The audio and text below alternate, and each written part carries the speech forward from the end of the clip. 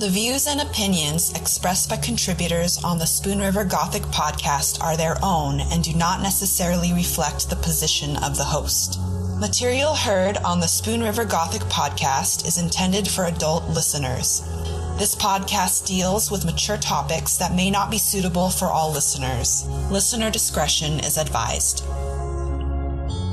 This is Spoon River Gothic, narrative of a double homicide.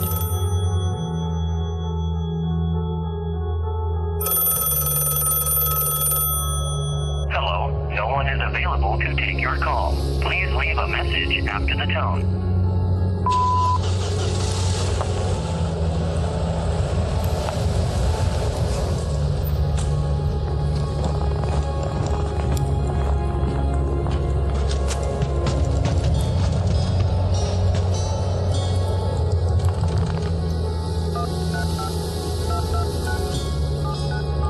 What made of the emergency?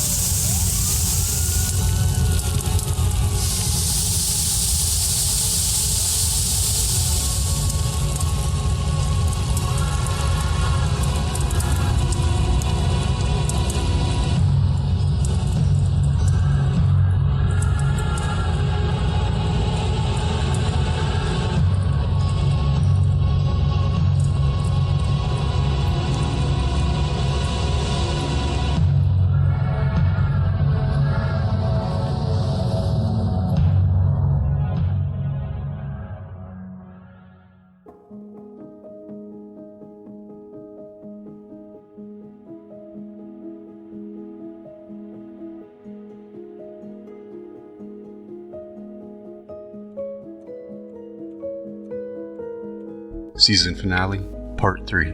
Dear Donna.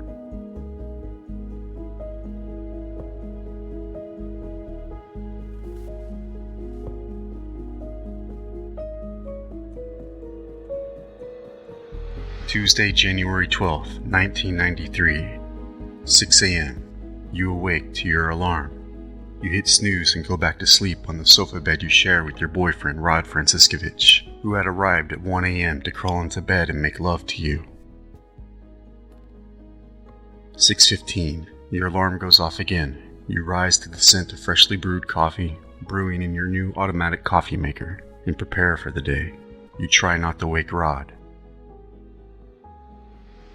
6:30. You give Linda Pig, your coworker and friend from the Elks Lodge, a daily wake-up call. 7 a.m. You get your 3-year-old daughter Justine up and ready for daycare. 8 a.m. Dressed in a short leather jacket, blue flowered skirt and top, as you never wore heavy clothes, not even in the winter. You slip on your black heels and carry a small leather clutch you had received for Christmas. You glance in the mirror and look charming, quaint but modern. It's the 90s, and that's what your estranged husband John Tompkins always called you after all, a 90s woman, too good for the farm. You shrug it off and wake Rod gently, only to let him know you had left him the spare key on the sewing machine beside the door. You go out into the cold, put Justine into her car seat and drive her to daycare. 8:15. You drop Justine off at the YWCA. That stubborn hair on the top of her head, fighting gravity as always, resists your saliva and springs tall. 8:30. You arrive at the National Bank of Canton, where you work as an assistant to the trust officer, David Haynes. You greet your boss, David, whom you've known since way back. You'd met in '85 on David's first day in town. A charming man, you went out for drinks a time or two. He loved to talk, and you finally decided he was not entirely your type. But he did hire you on at the bank a couple of years back, and you still offer him that warm smile. But David sees beyond. You are not so chipper today. You blame your mood on both the fact that you had to cancel a dentist appointment and that the second secretary had called in sick again, doubling your workload. And you snap at Bank Vice President Max Scott and leave him feeling quite disrespected. 9:30. Rod wakes up, folds up the sofa bed, and puts the cushions back on the couch. He then folds up the pink blanket, a cheap comforter with flowers on one side. You had bought it at Walmart to save money. He places it where you always do, along with the regular bed pillows on the end of John's daybed in the kitchen, which you had taken off the farm. Rod takes a shower, snoops around your medicine cabinet, and discovers the spermicide he had suspected you had applied last night. Ever since the pregnancy scare that sent you calling up your sister Susan in tears, you've done your best to be careful. You have decided firmly you don't want another baby. No, not after John. Not after all he put you through in the collapse of your marriage. 9:50. Rod makes coffee with the new coffee maker he had given you for Christmas, which sits on your kitchen sink. 10:15. Rod leaves your apartment, locks up, and heads home.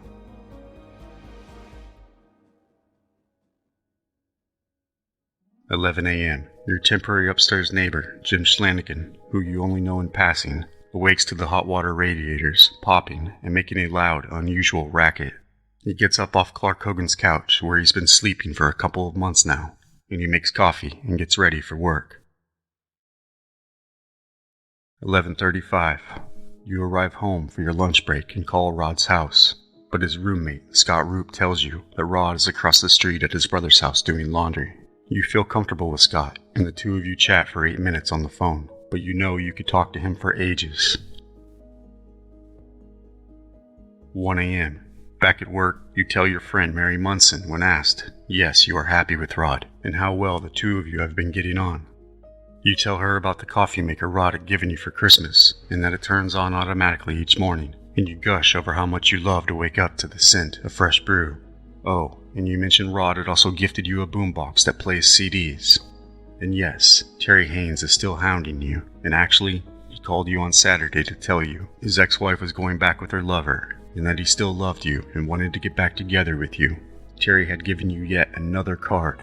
But yes, you let Mary know that Terry beat his ex-wife, and besides, you have seen him with his ex out and about, and you know that he is lying to you, and that they are still living together. You know Terry is an absolute mess, and he tried to kill himself 2 or 3 weeks earlier. On July 3rd, or so you believe, you tell Mary, by hooking up a hose from his car to his house. Still, it was awfully nice of him, you mentioned, to replace the ring you lost on your motorcycle ride with him through the Spoon River Valley, with a gold 1938 Canton High School class ring with the engraved initials CJH, a stranger you don't know. But no, of course it will never mean the same, not nearly as much as your late mother's had. You haven't taken it off for years after all, sleeping in all your jewelry, which always drives your sister Susan up a wall. Now lost in the Spoon River Valley, you muscle your might and keep moving forward. That's all your mother would have asked of you after all. You also talk to a coworker, whom you refer to as your Cuba mother, Marilyn Riley. She asked you, as she always does, how things are going with the divorce and John. Marilyn always asks because she went to high school with John in Cuba, and you tell her that you're upset because John does not pay much attention to Justine, and that he is always mad about one thing or another. Marilyn tells you again that she has been worried about you, ever since she saw that piece of the door frame that snapped off the wall when John struck it beside your head. That chunk of wood you brought into the bank to show everyone evidence of John's rage, and to justify you leaving him. You also talk about how John was still calling the bank a lot, and you remind Marilyn to tell John you're busy with work or in the bathroom when he calls.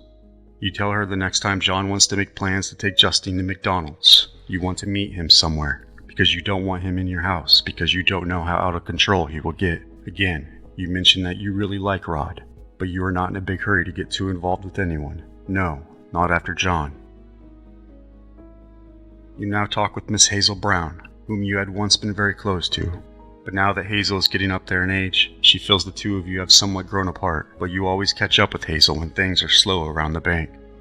After all, you need all the friends you can find, as many of the older ladies at the bank don't care for you much. But they're just jealous that you're young, beautiful, and intelligent, and they say behind your back that you show too much leg, a bit too risque. But they are just upset that you get all the attention from the guys. And the truth is, they feel by their age that they should have your job. You tell Hazel that she will never believe it, but John had the nerve to send you an anniversary card. Yes, even after everything he had put you through. And you tell her your side of the story, John told Justine the other day that he would return all of her Christmas presents if she didn't give him a kiss goodbye. Justine had been tired, and the 3-year-old didn't want to carry her presents into the house from the car, and that really pissed John off. You tell Hazel you're sick to death at John making plans to see Justine and then just not showing up, or he would be too late. Absolutely not would you let your little one go out with John at such a late hour. And you make sure to stop and talk to Sheila Wilson too, telling her John is being an ass again about the divorce. And you're very anxious to get the papers signed. It has been long enough, you say, and that you are tired of him always making a fuss over money. And when Sheila asks you if you've ever considered getting back together with John, you look at her like she is crazy and say, absolutely not, making it clear, saying, I don't love him anymore. You are always talking about your private life with your coworkers, and this has led people to gossip about you all the time. About the guys that you date, like the UPS guy, Terry Haynes, about Rod, and even about David Haynes, whom word has it the two of you have been having an affair. And when you were spotted hugging David and kissing him on the cheek in his office, after he helped you save a few bucks on your taxes, it had really thrown fuel on the fire. 4 p.m. People begin to arrive at Donnie Bull's girlfriend, Rochelle Hillmeyer's home, with cases of beer for a get-together Donnie is throwing.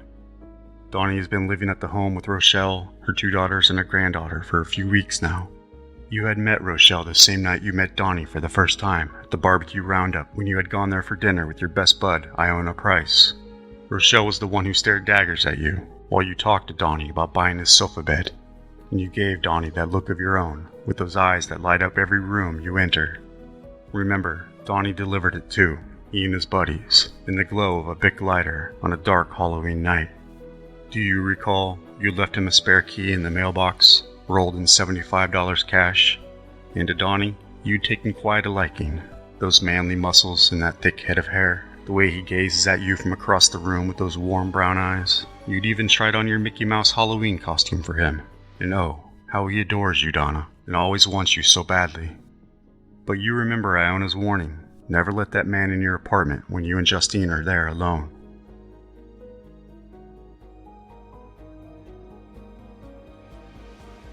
"5 p.m.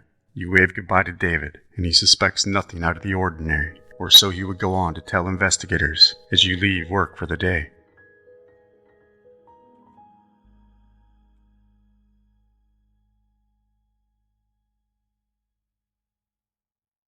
"5:15. You arrive at the Elks Lodge, where you work part-time as a waitress. You had bartended for a while, but the higher-ups at the bank thought it might interfere with your work there. In other words, they thought it would shine a negative light on the reputation of the bank. You only work shifts on the weekends, and tonight you have just stopped by, as you often do, to socialize with bartender and friend, Linda Pig, drink a can of Miller Lite, and buy a pack of Marlboros out of the sight of prying eyes. The bank doesn't approve of smoking, and neither does your father, but what they don't know will not hurt them, right? But the cigarette machine is out of Marlboros, so you buy a pack of Salem Lights, which will do for now. You've cheered up finally, or so you seem, and you and Linda talk about your plans for your 31st birthday party to be thrown here at the Elks next week on January 22nd. Linda asks how things are going at work, and you tell her all about those weirdos and spooks at the bank. You also tell Linda that you have been stressed because John doesn't want to pay child support anymore, and that you have been hiding money away for an emergency, putting the cash in a separate account John doesn't have access to. So hush, it's a secret, but you've already let it slip to Terry Haynes, and Terry tells everyone everything. You tell Linda that you had decided to settle the divorce for $10,000 in child support, just to get the damn thing over with because you're tired of John coming over late at night and harassing you. And Linda tells you Terry has been bad-mouthing you again, and you say it's just Terry being Terry because Terry is jealous of Rod. And to hell with Terry anyways, he has been stealing hundreds of dollars from the Elks. 5:30 p.m. You pick up Justine at the YWCA, and Barb Palmer tells you that Justine has been cranky and tired all day. As you strap Justine into her car seat, that stubborn piece of hair sticks right up on the top of her head. You tell Barb that you will make a doctor's appointment for Justine, as you're worried it might have something to do with her having just got over the chicken pox. The weather has turned, and freezing rain now falls from the sky. Meanwhile, at Chubb's liquor store, Linda Rose is running the cash register, and would go on to tell investigators that she didn't remember seeing you come in at all any time that day to buy a large bottle of Canadian Miss whiskey, and that she would have noticed because not many people purchased that large of a bottle of that brand of whiskey. 6 p.m. David and his wife, Sarah Haynes, are at home preparing a birthday party for their 1-year-old child and David's father, who shares the same birthday. But David's father calls and cancels as the roads will be too icy for him to return home that night. David is videotaping the youngest of the two children's first birthday, as Sarah now finds herself preparing Cornish hens for just the two of them. David had not thought to invite you and Justine, but even though you and Sarah grew quite close when your mom was dying of cancer, word has gotten around that she is jealous of you and David, and the rumors of the affair haven't helped any. 6:20. You and Justine arrive home and get inside out of the cold. You set a large bottle of Canadian Mist whiskey, a bottle of schnapps, and a jug of apple cider on the kitchen sink beside the coffee maker. In 10 minutes flat, the two of you are out cold in the warmth of the radiator heat for a quick nap. 6:30. Terry Haynes arrives home from work, gets cleaned up, and makes a quick dinner before heading to the Moose Lodge for drinks and a game of pitch. Donnie's childhood best friend, the bearded and long-haired David Nell, arrives at Rochelle's with Douglas Brody, who had given him a ride. A game of Blitz, a card game like 21, but the 31 is already in action. But the beer is running low, so Donnie and Nell make a beer run to Twins Liquors in Rochelle's car, a brown 1973 Chevrolet that David Nell calls the Tuna Boat. 6:45. Donnie and Nell return to the party with a case of Michelob Longnecks, which Donnie's cousin keeps on sale at Twins for $12 a case for the month of January. The two join Richard Ledger, Jeff Ashley, and his girlfriend Michelle Brooks, and Jeff Bennett, who had since arrived, and are playing dice for cash in the kitchen. And come to think of it, all Donnie's friends are bearded with long hair.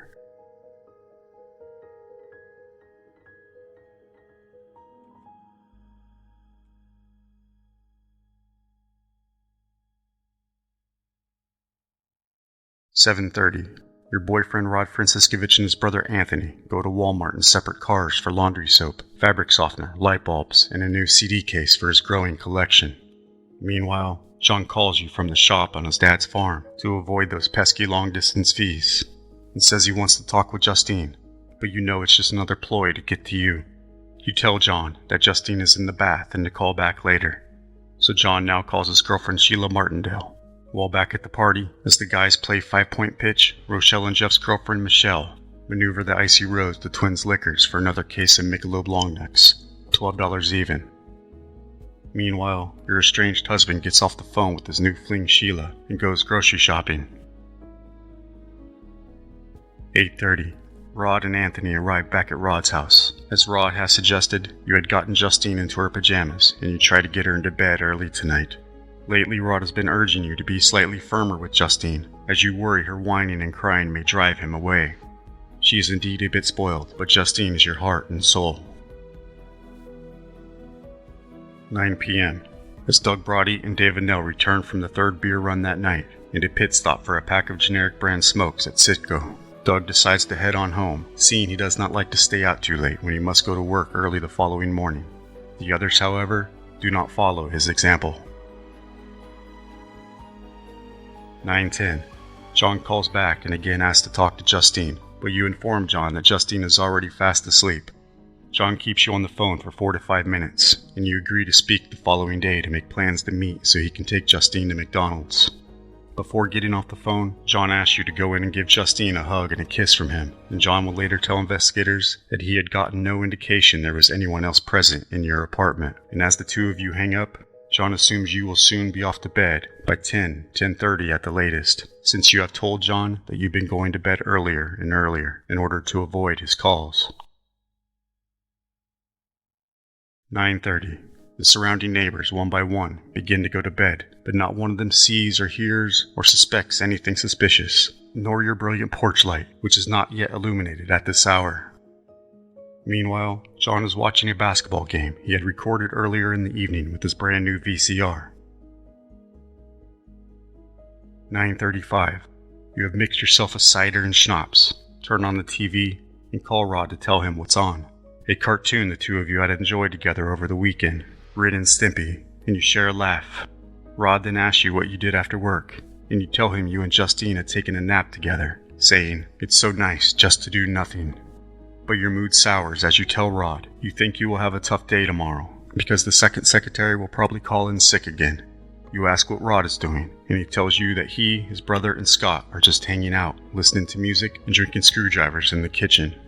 And you tell him you have just made yourself a drink too, and that you had picked up the schnapps and cider after work, along with a large bottle of Southern Comfort whiskey. Rod doesn't mention it, but he finds this unusual, seeing you never keep liquor in the house, and it seems like a pricey purchase for you to have made on a random Tuesday night.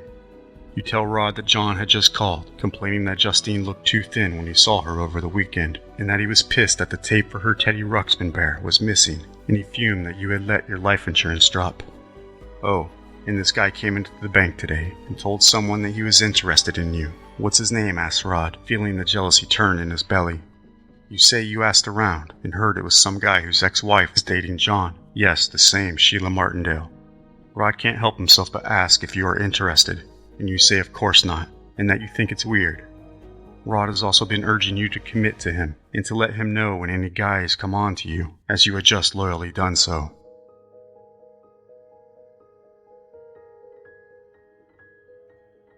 "9:46. You and Rod get off the phone, and he returns to the kitchen with Anthony, who has made a pot of coffee and turned on the Discovery Channel. Around 10 p.m., Sarah Haynes goes to bed, though upon later being questioned by investigators, she cannot be sure of the exact time, saying she has a terrible memory. She leaves David to finish watching the end of the ball game on television. 10:15. Gas station employee Sue Ann Harris finishes her shift at Wareco Station, just a block west from your apartment, just down Railroad Street. You know, that road that was nothing more than a gravel alleyway running parallel to the railroad tracks, just across the yard from your door. Sue Ann notices nothing unusual as she drives off into the winter storm. 10:30. Terry Haynes has had enough of playing pitch at the Moose Lodge, where he sat beside Harry Wagner, and finishes up one last drink at the bar before heading home. Sometime between 10:30 and 11, Sarah would later estimate for investigators. David goes to bed, but Sarah could not be sure, as she herself was fast asleep. 11 p.m. Out in Cuba, John watches late-night television before bed in your former farmhouse. But you don't seem to miss the farm at all, and though John calls you an East Coast snob, how you miss being back east with your family you love so dearly, with whom you have always been very close. Though you had just seen them at Christmas and showed everyone at work the photos, you still can't shrug off that terrible feeling of which your father had left you with, telling you he wished you would finally get your act together, find a good job, and a decent man. You light up a cigarette and smoke it freely, no more taking long walks down the street just to sneak a smoke, and that's one reason why you love it here in the Midwest. You can be yourself after all. Well, besides those spooks at the bank who still tell you what you can and cannot do. But to hell with them, as you finish your drink. 11:30. Rod's brother Anthony walks back across the street to his home for the night. Midnight, Wednesday the 13th. A neighbor across the street from you, Lucinda Hitchcock, notes that your glaring porch light has been turned on, but gazing out of her window, she notices no other activity around the house. About now, another neighbor, Amelia Scott, makes her way to bed as well, and would go on to tell investigators that she never saw nor heard anything unusual outside of her home. Nothing but the icy wind blowing in the night. That same chilly breeze that sucks away your smoke as you have cracked open the window because that damn radiator is unruly. Rochelle Hillmeyer also goes to bed, as her 2 daughters and her eldest daughter's boyfriend are already shut in their rooms, leaving Donnie and David Nell to stay up talking and drinking more beers alone. All the other guests have left for the night, and Donnie is thrilled to have won $57 cash playing cards with the boys. Though Donnie has an IQ in the lower 2 percentile, he's awfully good at gambling. 1 a.m. Rod's roommate Scott Roop leaves Rod in the kitchen and goes to bed in the basement, but does not hear Rod go upstairs to his own bedroom. Rod would later state to investigators that there was no reason he would have gone to see you that night, and in a follow-up interview, "I don't think I saw her that night," amongst a barrage of changed dates and times as to the last time he had seen you, and the last time you had made love. 1:10. Jim Schlanigan, who has been staying in the upstairs apartment of the old Victorian home with Clark Hogan for around 3.5 months now, whom you only know in passing, has just pulled into the driveway from his second shift job at a meat packing plant in Beardstown, the same plant Donnie Bull had previously worked at before quitting due to an injury. He parks his car at the rear of the apartment as he usually does. He goes upstairs using the back entrance and notices his roommate Clark has not yet arrived, and Clark will go on to tell investigators that he had heard nor seen anything out of place or unusual, and no, not a single non-tenant vehicle parked in the drive.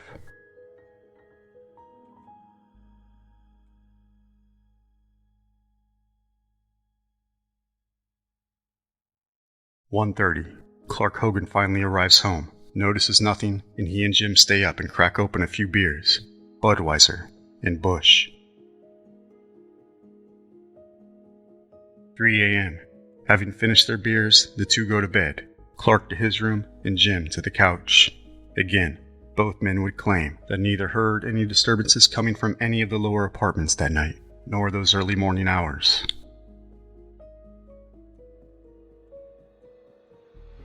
Between 3 and 3:30, Donnie Bull wakes Rochelle to ask her to use her car to take Nell home. But the two do not go directly there, opting to cruise the empty streets of Canton for a bit and drink a couple more beers that they had brought along. They stop at Harper's gas station on Chestnut for another pack of smokes, and in a later interview, Nell would add a few details to his story, claiming that they had driven by your apartment twice, each time Donnie saying, "I really want to fuck Donna." But during trial testimony in '96, Nell would recant this claim, saying he only said what he thought the cops wanted to hear. 4 a.m. Gas station manager Drake Smith arrives at the Wareco station, again just a block to the west. You know Drake from when you used to go there to get coffee, but now you had your own brand new machine. Drake checks, unlocks, and turns on the tanks, which sit just north of the station, right along Railroad Street. Drake stops to take notice as the wind has died down, that it is one of those cold, quiet mornings that allows you to hear all the noises in the neighborhood. But he noticed nothing unusual, nor a brown 1989 Chevrolet parked down the gravel lane next to the milk plant, just catty corner across First Avenue from your apartment.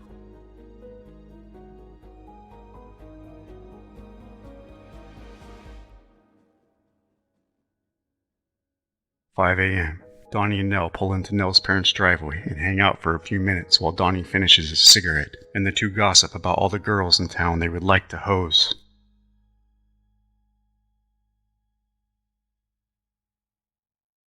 5:30. Sarah Haines' alarm clock goes off, and she hits the snooze. Donnie leaves Nell's through an alleyway about this time, and David enters the house quietly so as not to wake his parents. He watches TV for a bit before going to bed. Driving down South 5th, Donnie sees gas station manager Jeff Bennett arrive at the Yesco station. Jeff would go on to tell investigators he has never done anything social with Donnie, though he was at the card game at Rochelle's that night, according to both Donnie and Rochelle. As Donnie turns west and heads down Oak, he has a heavy foot on the icy street as he goes over the tracks too fast and slides into a curb. As he backs out of the snowbank, he notices the front driver's side tire is flat. Donnie pulls over to the side of the road at the intersection of 2nd and Oak, beside Bork's scrapyard, whose piles of rusted rubbish sit just behind your garage, and just 2 blocks from Rochelle's home. He gets a spare tire and jack out of the trunk, a trunk in which Rochelle would tell investigators she kept no gas can, and he tries to jack up the car when the jack slips on the ice and whacks him in the leg. Donnie realizes the spare is also flat, and in pain and frustration, Donnie gets back into the car. After guzzling 2 dozen beers that night, the world begins to spin, and Donnie lies his head out the open window in the frigid air and passes out cold. 5:30. Sarah's alarm goes off again. She gets out of bed, takes a shower, and begins to get ready for work.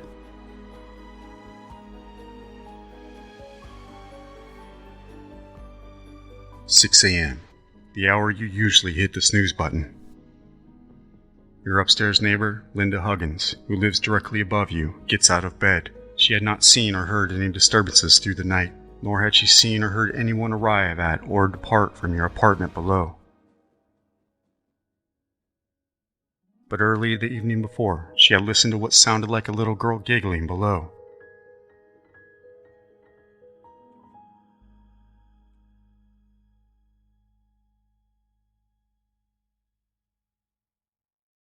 "6:15.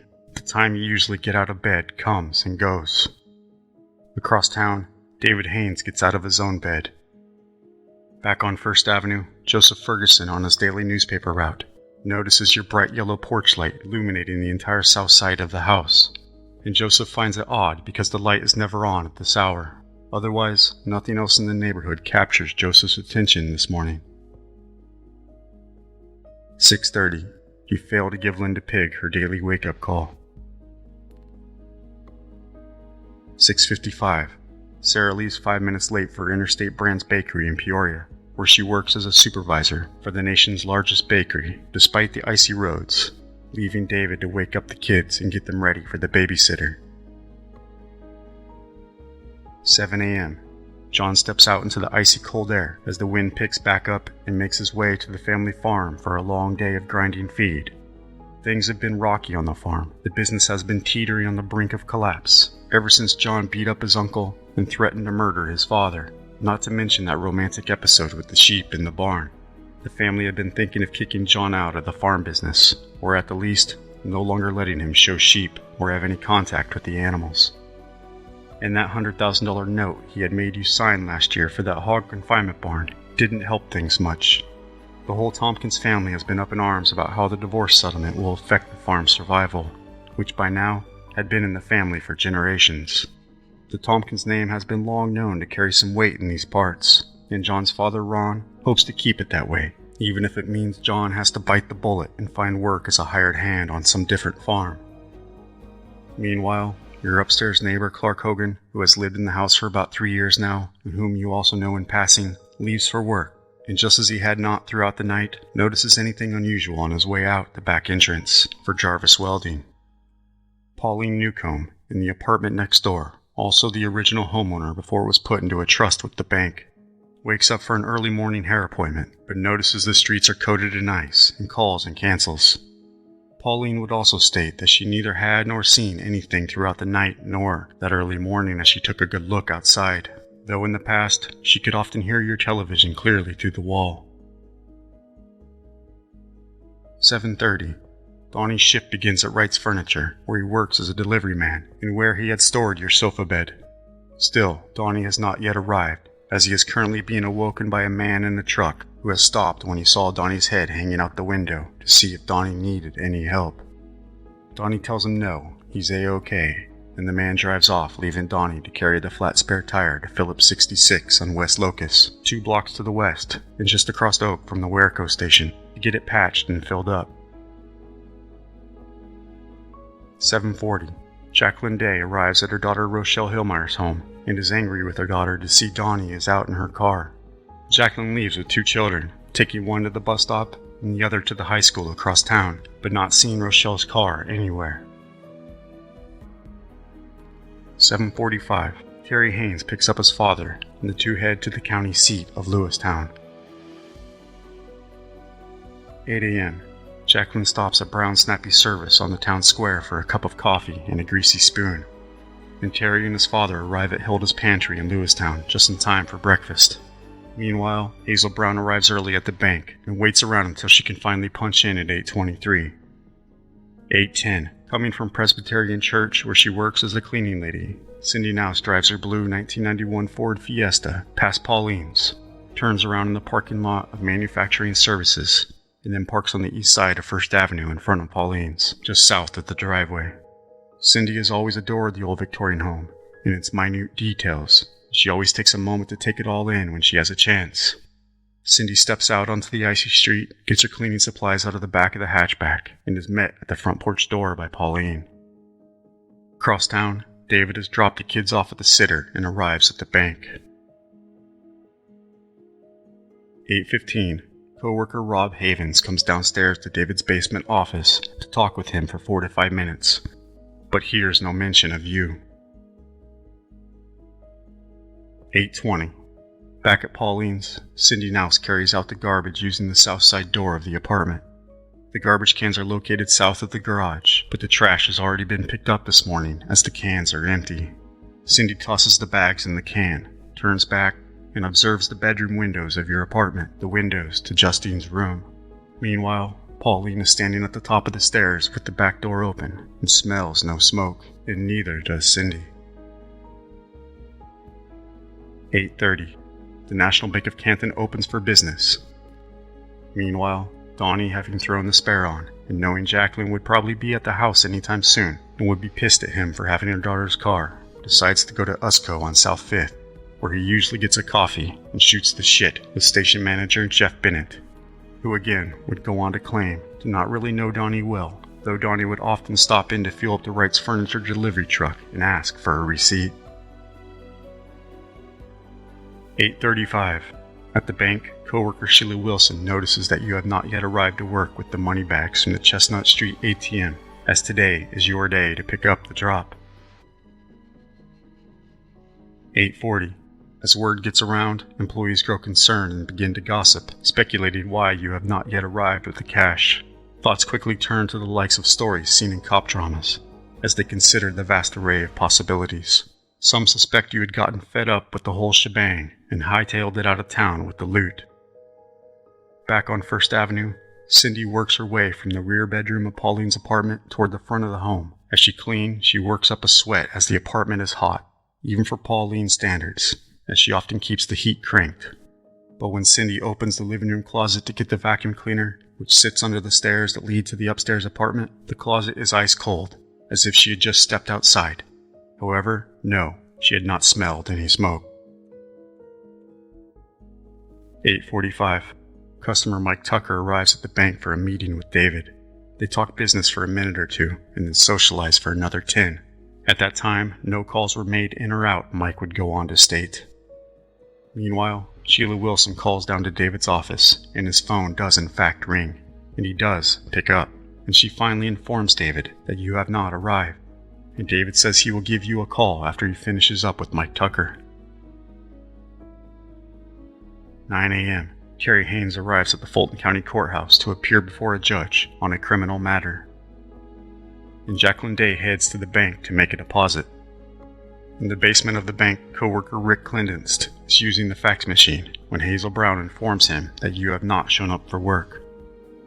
David's meeting with Mike Tucker ends, and David dials up your home phone. It rings 4 times before he receives the answering machine. When he notices it sounds distorted and slow, like it was melting, he would say. But David, curiously, does not leave a message and hangs up the phone. Supervisor Sheila Louver asks Sheila Wilson to call the YWCA daycare to ask if you have dropped off Justine yet. As Barb Palmer answers the phone, she tells Sheila that Justine is yet to arrive. Sheila also calls the Chestnut Street facility and is told the drop has not been picked up.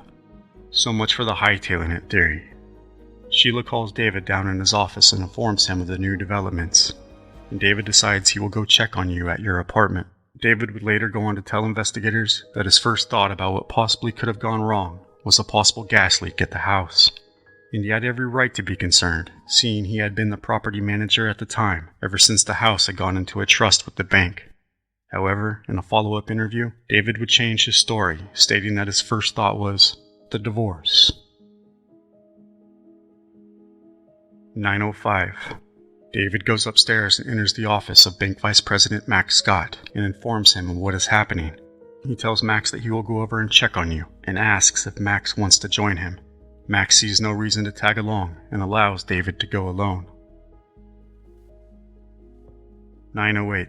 As Mike Tucker is on his way out of the bank, he hears David asking, as he throws on his new wool coat his wife had bought him for Christmas, $400. Where's Donna? Has anyone seen Donna? And saying he was going to swing by your place. 9:10. David jumps in his truck and exits the icy lot for the 6-block drive to your apartment. 9:12. Having finished cleaning the living room, Cindy goes to the back bedroom and tells Pauline she is done and will return the following week. Pauline walks Cindy to the front porch door. Meanwhile, back at the bank, Max Scott decides to call you himself, but the phone just rings and rings with no melting machine answering. 9:15. As Cindy is putting her supplies back into her hatchback of her car, she sees a mustard yellow Toyota pickup truck with a white camper shell coming from the north, and back into the driveway of the home, all the way to the garage in the back, where it parks behind your red Bonneville that is parked in the open garage. Cindy watches curiously as a man with dark hair and a mustache steps out of the truck wearing dark pants and a wool coat. She gets in her car and heads off to pick up her husband before going grocery shopping at Kroger's. David notices your red Bonneville parked in the garage and steps close enough to see there is no one in the car. He walks through the snow to your porch, where the light is still on, and rings the doorbell, later telling investigators he could not hear it from the outside. He opens the storm door and knocks hard on the door, but you do not answer, and he tries to peer in around the curtain you had hung in the door's large window. David can see nothing. He checks your door handle, and it feels shut and solid and locked. He steps off your porch, goes to the window just west of the door, and tries to see in there, but again sees nothing. 9:20. Jonathan Schaefer and a friend drive down First Avenue on their way home from a class at Spoon River College to pick up Jonathan's wife, Carrie Schaefer. But where his wife Carrie babysits for Justine, Jonathan looks at the house at 365 as they pass by, but he sees nothing of interest happening at all. 9:22. Pauline is in her kitchen writing out checks for her Visa card and a hospital bill when someone comes knocking. At first, Pauline believes Cindy may have forgotten something, but she answers the door to see her property manager, David, and is taken aback as he frantically asks if she has seen you this morning, that you had never shown up for work, and that you will not answer your phone nor your door, and that your car is still in the garage with Justine's car seat in the back, and that he is worried about you. Pauline says she has not in fact seen you this morning, and with Pauline being the property's original owner, David asks if she may have a spare key to your apartment. Pauline tells him she does not think so, but she takes a good look nonetheless in an old vase, and hands David a few random keys for him to try. 9:23. David returns, telling Pauline that none of the keys had worked, and asks if he can use the phone, and he also asks for a phone book. As Pauline goes into the kitchen to get the phone book, David calls Hazel Brown at the bank to update her. Pauline returns with the phone book and begins flipping through the pages for the non-emergency number to the police department. David informs Pauline that he had seen a woman leaving her apartment and that he was surprised that she had company at such an early hour. "Oh, that was Cindy, my cleaning lady," Pauline tells David, as David dials up the non-emergency number for the police department. A dispatcher answers, and David explains the problem with his missing secretary, you, and says that he would appreciate it if an officer could come down and check on your well-being. As David is about to hang up, he hears what sounds like a cane tapping on the wall, and the dispatcher hears David say, away from the phone to Pauline, "Something has happened." Hanging up the phone, David runs out of the house, but Pauline fails to see where he has disappeared to. 9:26. A woman arrives at the bank looking for you, and Hazel Brown tells her that you are not in, and the mysterious lady leaves, and no one knew her name nor recognized her face. Meanwhile, Pauline scurries around, unlocks the back door, thinking the police may want to enter, and exits to the front porch to await their arrival. 9:27. David sees the dial on the gas meter spinning around fast. He decides not to wait for the police, and spotting an air conditioner in the south side kitchen window, he decides to yank it out, and he is shocked to see heavy smoke roll out in two columns, one black and one gray. And in the heat of the traumatic moment, a moment of clarity allowed David to stop and take in the oddity of it all, as the columns of odd color rose high into the sky, only to be swept away by a gale-force wind, as he would go on to state, in so many words. 9:28. David returns to your door and tears a small piece of metal from your screen door. He uses it to break open the window in the door. David reaches in to unlock the deadbolt, but must remove his hand to take off a glove. As he reaches back in and grasps the deadbolt, his right middle finger sears to the scalding brass. He kicks open the door to a room thick with smoke and loud crackling, and David takes 2 dangerous steps inside. Directly ahead of him, he sees red-hot flames and ambers, and slightly to his left, the glow of a bright red dome, 3 to 4 feet off the floor, engulfed in flames. David can feel the burn on his face. He stumbles backward out of the apartment as the gas dial now whines with an excessive noise, out of control. Back at the bank, Max Scott begins to worry that there may be a fire, and decides also to drive over to your place, and Sheila Wilson witnesses him leave. 9:30 a.m.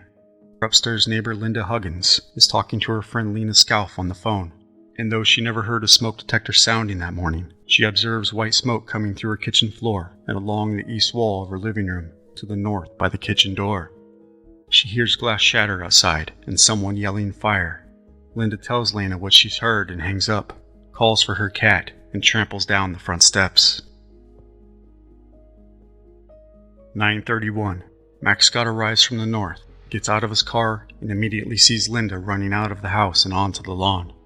Max asks where David is, and Linda says she doesn't know. Linda only says there is a fire as she runs around the house to see flames pouring out of the door. David has taken the screen out of one of Justine's bedroom windows in the back of the house and is using the same piece of metal from the storm door to break out the window located on the east side of the home, and somehow cuts his chin in the process. 9:32. Canton Police Officer Marty Brown arrives at the scene in his squad car.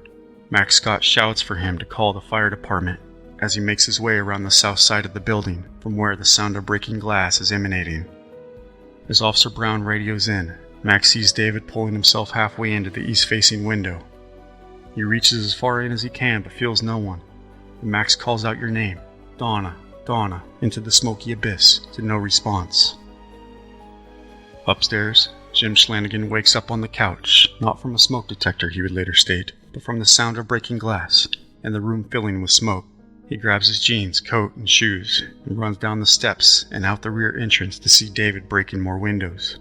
Jim grabs a shovel from the garage to break a window out of Pauline's apartment. David ironically shouts at Jim to stop, saying, "You're going to make it worse. You're going to vent the fire." By now, the smoke had gotten worse, and with all the draft from the broken windows, though the flames had not yet reached Justine's back bedroom, they were indeed making their way near. 9:35. The Schaefers and a young man whom they are giving a ride back to Spoon River College see a large amount of smoke coming from the area of your home. Seeing it's the house where she babysits Justine, Carrie insists they pull into a nearby drive. Neighbor Timothy Owens hears a vehicle pull up in the driveway next to his home. He looks out the window and sees a gray Chevrolet Chevette with a primer fender and a young man and a woman get out of the car, run into the street, and begin flagging down traffic. Timothy then hears sirens, and finally, a young man with a video camera standing in the street. Assistant Chief Howard Dye has just finished conducting an inspection at Kroger on Chestnut, and he is heading north for Walmart when a call comes in over the radio about a house fire with possible people trapped inside.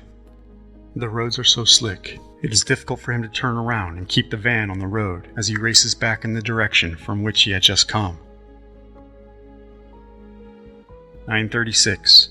Officer Brown assists Pauline from her front porch to the warmth of his squad car before being taken to the station and then later to a nursing home. David and Max run back toward the front of the house, see more flames coming out of your door, both still shouting your name. 9:38. Donnie sees smoke and hears sirens on his way from Usco to Rochelle's. As Donnie arrives, he sees Jacqueline's car parked out front, and he limps up the steps and into the house. As Rochelle greets him, she detects no odor of smoke or gas on Donnie. Donnie sees Jacqueline is obviously pissed off with him, and he changes the focus by mentioning what he had just heard and seen, and he thinks there is a fire over by the Werico station. The three go outside and see smoke rising into the sky and the neighborhood air full of emergency sirens. Heading south on 1st Avenue, Assistant Chief Dye sees light smoke carrying in a strong wind to the south. As Canton firefighters arrive on the scene, David is scolded for fueling the fire, and David himself is angry as he feels like they are not moving fast enough to get inside, and he demands an asbestos jacket and oxygen so he can go inside himself and save you and Justine. Though he would later tell investigators that he had not actually entered your apartment that morning because he had never been inside and did not know the layout, David, in fact, began to give firefighters a layout of the apartment, telling the chief, if Donna and Justine are in the room with the huge dome of fire, they are already dead. 9:45. A half a block away, Assistant Chief Dye sees a fire engine parked in front of the house, the Canton crew, and Fire Chief Slick Dorenzi. As Dye parks and approaches the house, Slick advises him that Lieutenant Stenko and Fire Investigator Shaw are trying to get into the back of the home, and they will need more water. Dye takes the appropriate actions, giving orders, and the tone calls out to Copper's Creek, 8 miles away in Banner, that the CFD is in need of more air packs and manpower. And within minutes, the 7-man crew leaves for Canton in a rescue van and pumper. 9:46. Chief Slick grabs an oxygen mask and goes around to the back where rescue efforts have focused, as David points them to that very back bedroom. Oxygen pumping, Slick's face behind a foggy mask, he climbs a ladder into Justine's bedroom window. The room is entirely engulfed by smoke, and Slick blindly disappears into the abyss, crawling around on all fours, guide rope clenched in a tight grasp, his only hope of escape back through the window to daylight and air. Precious air. Slick gives it his all, but feels no survivors anywhere in the room, and eventually is forced to retreat. 9:50. Fire Marshal Ted Anderson arrives, also scolding David for fueling the fire.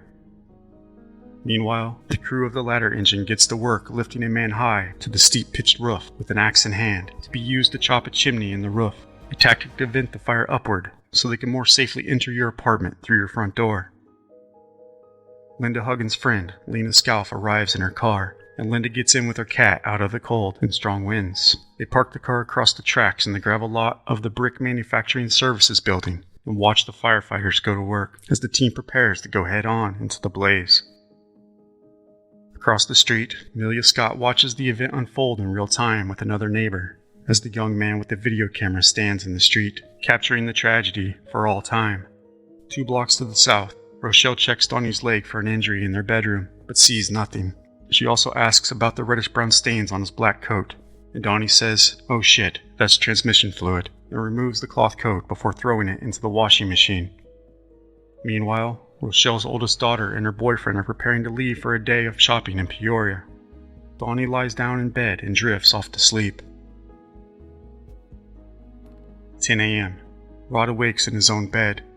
Back on the scene, the Coppers Creek volunteer crew, led by Captain Terry Harrison, arrives to see mostly black smoke.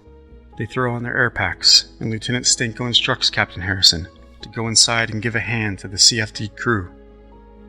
His men follow Harrison through the doorway to see a detective taking pictures of the smoldering shell of your apartment, illuminated only by the flash, as it is still very smoky, although most of the fire is out by now. The inside of one of the walls still burns to the ceiling, and in Justine's back bedroom, the same southwest wall is still smoldering.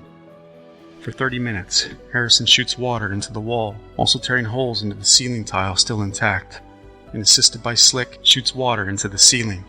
The plaster and lath remain intact to the north, and none of the tile ceilings have fallen throughout the apartment, but the men work fast, concerned the house may soon collapse, burying them all alive. 10-ish a.m. 30-ish-year-old David Nell awakes with no hangover in his parents' home where he is living.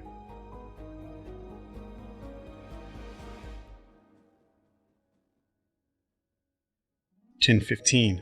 Rod crosses the street to his brother's house to pick up his laundry and quickly returns to finish getting ready for work at Office Max in Peoria.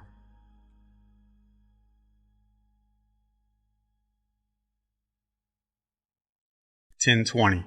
As the smoke finally dissipates, the men see your nude body laying dead on the sofa bed. You lie close to the end of the bed with your legs drawn up, as if stretched out they would drop toward the smoldering floor.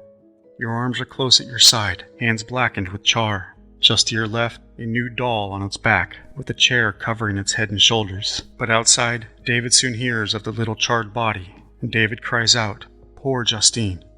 And as Max learns you've also been found, he goes into a profound disbelief, forgetting all about you snapping at him the day before. 10:30. Donnie wakes up to see the news on television. Meanwhile, out on the farm, John is finally having an excellent day grinding feed and driving the tractor around, which he loves to do, when his mom, dad, and brother come out to the barn together, and John immediately wonders why they are all together like this, as they never come out to the farm together like this. They wave him over, and John hops off the tractor and tells them, looking up at the clearing sky, it's going to be a great day after all, as John can finally see the light at the end of the tunnel. But his dad says, "Son, if you've ever had strength or self-control, now is the time. A terrible thing has happened at Donna's apartment in Canton." "What? Are they okay?" asks John. "Are they in the hospital?" "What hospital?" As his dad says, "You need to pick up, son." And his mom, "Coroner's been called." And as John's eyes widen, he faints to the cold, hard ground. 10:45. The four Tompkins gather in a truck, but John's father Ron is not sure where to go.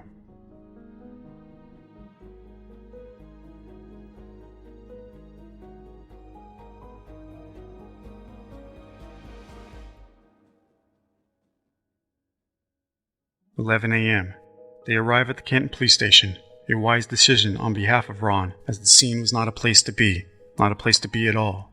And the acting chief of police quickly tells them what news he has offhand. It does not look good. No, it does not sound good at all. 11:15.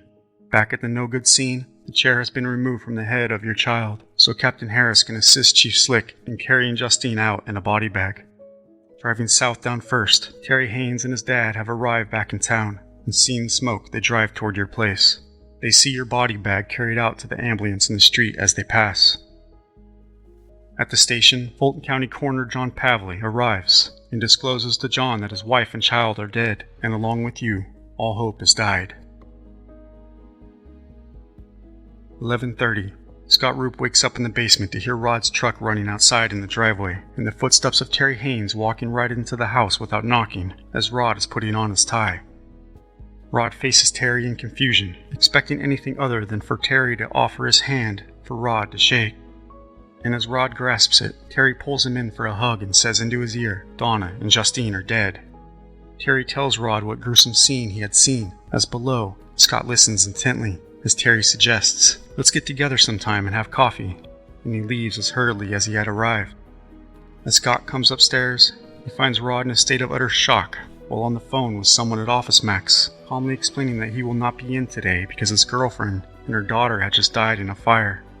A few minutes later, the two climb into Rod's running truck, a 1979 Nissan 289ZX, and they head toward your smoldering home, not knowing what to expect.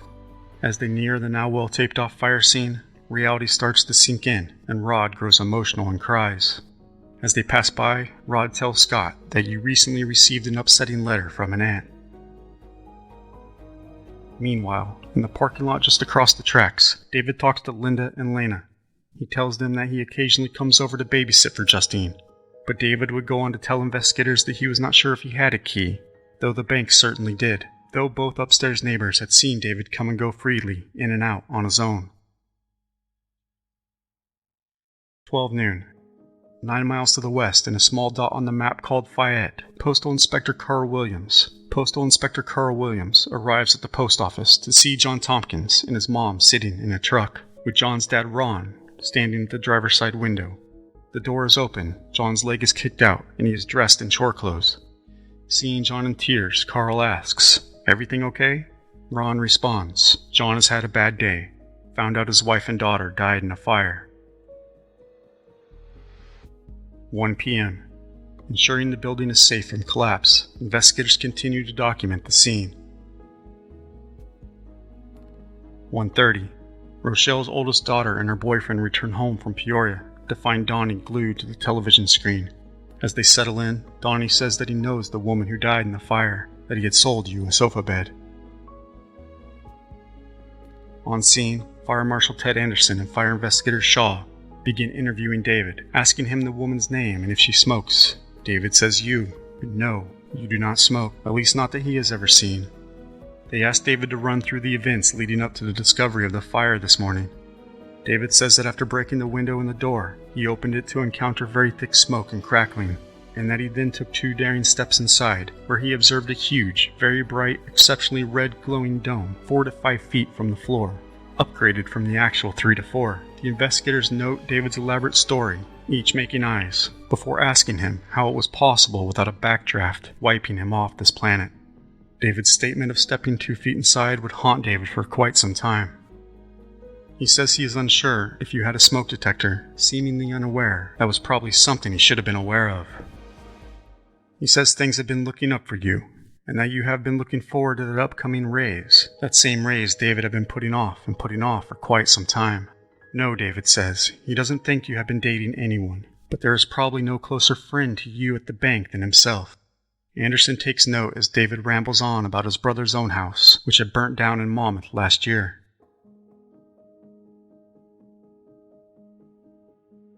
3 p.m. As news trickles back to the bank, your coworkers begin speculating you have committed suicide. And at the Elks Lodge, Terry spreads gossip that you had been romantically involved with both David and Max Scott. 4 p.m. After being interviewed, David returns to the bank and collapses into Hazel Brown's desk chair. He smells of smoke. His hair is singed, and his new wool coat is burnt, which drives him nuts. And as people gather around to hear what David had seen, he tells them his story again and again and again. And down in his basement office, yet again. It is essential to take note that it was at this moment, if you would go on to claim that David had stated that he had actually laid eyes on you and Justine, sprawled out on the sofa bed, when he had taken those 2 daring steps inside. 5 p.m. The bank closes for the day. 6 p.m. Max Scott invites a shaken-up David over to his home to sit calmly with him and his wife, silent in the dark, out on the porch in the cold early winter night, where David stares at an empty bird feeder and can no longer find the words. 7 p.m. Donnie calls up Nell to chat him up and what went down after leaving him and his parents earlier that morning. The flat tire, the smoke, the sirens, the round-the-clock television news, and the sofa bed they had delivered to you, and the glow of the Bic lighter on that dark Halloween night. 8 p.m. Family friend of the Tompkins, Steve Nelson, has stopped by to offer his condolences when John gets emotional, and repeats again and again, "I hope Donna didn't hurt herself and my little girl."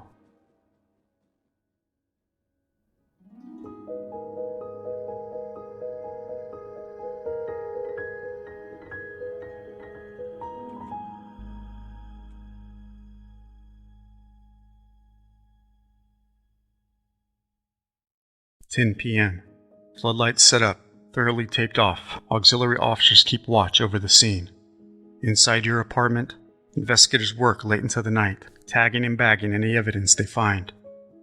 Thus far, on the kitchen sink, next to your melted automatic coffee machine, a gold 1938 high school class ring and a Seikyo watch, jewelry which you never took off. In the trash, a few empty cans of beer, Budweiser, and Busch. And in a drawer filled to the brim, a tall stack of love letters, some in haste, others in zest, but each adorned in that same exact manner. Dear Donna. I'm Corey Zimmerman, and this is Spoon River Gothic.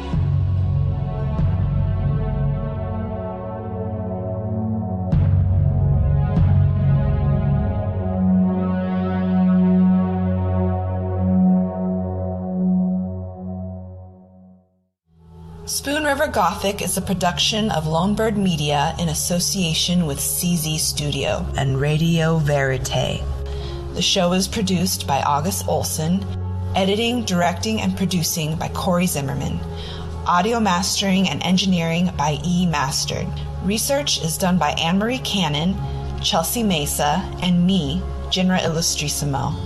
Spoon River Gothic is written and hosted by Corey Zimmerman. You can follow the show at czstudio.works and read the blog at spoonrivergothic.com. Show some love by leaving us a rating or review on Spotify, iHeartRadio, Apple Podcasts, or wherever you get your podcasts. And stay tuned for the next episode as we dive deeper into the Donald Bull case. Thank you for listening. This is Spoon River Gothic, narrative of a double homicide.